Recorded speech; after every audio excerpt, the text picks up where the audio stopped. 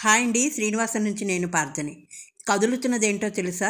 నేను మొన్న విశాఖపట్నం వెళ్ళినప్పుడు గెస్ట్ హౌస్లో దిగాను కదా, అక్కడ చక్కగా ఒక హీరోయిన్ నడిచినట్టు ఎవ్వరి దగ్గరికి వెళ్ళినా కూడా భయపడకుండా తిరుగుతోందండి. అది కింద గ్రౌండ్లో. న్యాయంగా నత్తలు ఎవరైనా వస్తున్నారు అంటే భయపడి ఆ గుళ్ళలోకి వెళ్ళిపోతాయి, షెల్లులోకి వెళ్ళిపోతాయి. కానీ ఇది టీవీగా చక్కగా బుర్ర ఎత్తుకొని నడుస్తోంది. ఈ నత్తలు లేదా స్నేయిల్స్ అనేవి మొలస్కా జాతికి చెందిన జంతువులండి. ఇవి గ్యాస్ట్రోపోడా తరగతికి చెందాయి.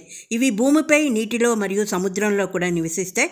వాటి ప్రత్యేక లక్షణం ఏంటంటే మెత్తని శరీరం రక్షించడానికి ఒక షెల్ అంటే కర్పరం అంటారు, అది ఉండటం. కొన్ని నత్తలకైతే ఈ కర్పరం అంటే షెల్ అయితే ఉండదు, వాటిని స్లగ్స్ అంటారు. దీన్ని చూస్తే నాకైతే ఒళ్ళంతా జలధరించిందండి. పూర్వం నేను పెళ్ళైన కొత్తలో మధ్యప్రదేశ్లో జగదల్పూర్ అనే ఊరికి కొత్తగా వెళ్ళాను. ఆ ఇంటి చుట్టూ ఇవే. నాకు భయం వేసి వాటి మీద ఫినాయిల్ వేసేదాన్ని. వెంటనే అవి ముడుచుకొని చచ్చిపోయేవి. తర్వాత పాపం అనిపించేది.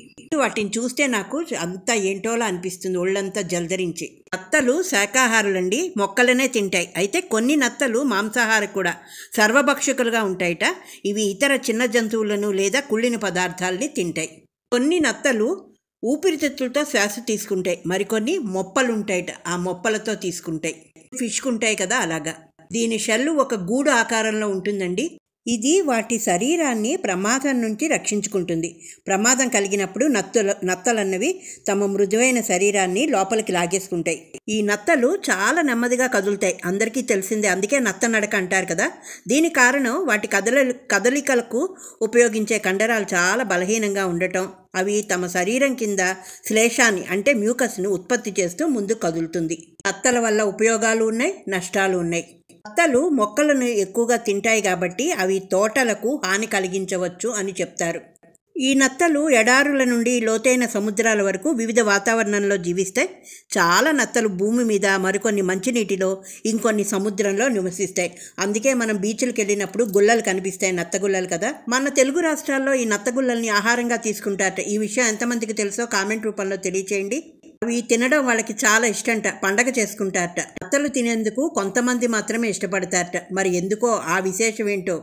చాలా ఆరోగ్య ప్రయోజనాలు ఉన్నాయని చెప్తున్నారు. చాలా మెత్తగా ఉండి దీని మాంసం మేక మాంసం కన్నా రుచిగా ఉంటుందిట.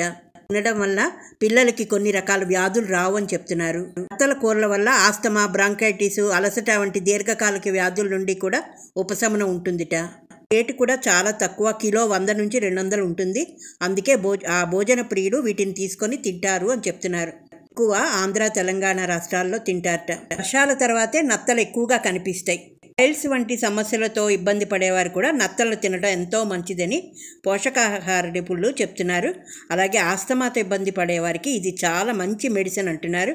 అలాగే కొన్ని అధ్యయనాల ప్రకారం గుండెకు కూడా ఎంతో మేలు చేస్తుందని చెప్తున్నారు. నాకు సరదాగా తీసిన ఈ ఫోటో ఇన్ని రకాలుగా మీ అందరికీ తెలియజేయడానికి నాకు ఉపయోగపడిందండి. మనోళ్ళైతే చూడగానే దాన్ని ఏంటోలా అని చూశారు. ఫస్ట్ టైం పిల్లలు కూడా చూడడం ఈ స్నేయిల్ని. నత్తల్లో 82% నీరే ఉంటుందండి. ఈ పేదవారి ఆహారంగా చెప్పుకుంటారట. ముఖ్యంగా రక్తహీనత సమస్యతో బాధపడేవారు ఈ నత్తలు తినడం వల్ల లోపం నుంచి బయటపడవచ్చు. అలాగే ఒమేగా 3 కొవ్వు ఆమ్లాలు కూడా లభిస్తుంది. ఇవన్నీ వింటుంటే నాకే చాలా ఆశ్చర్యంగా ఉందండి. ఈ చిన్న నత్తగుల్లలో ఎంత మాంసం ఉంటుందో నాకైతే అర్థం అవ్వదు. ఈరోజు నాకు దొరికిన ఈ నత్త గురించి నేను సమాచారం తెలుసుకొని మీ ముందు ఉంచాను. ఇంకేమైనా కొత్త విషయాలు తెలిస్తే మీకు కామెంట్ రూపంలో తెలియచేయండి. లైక్ ఇచ్చి ఆదరించండి.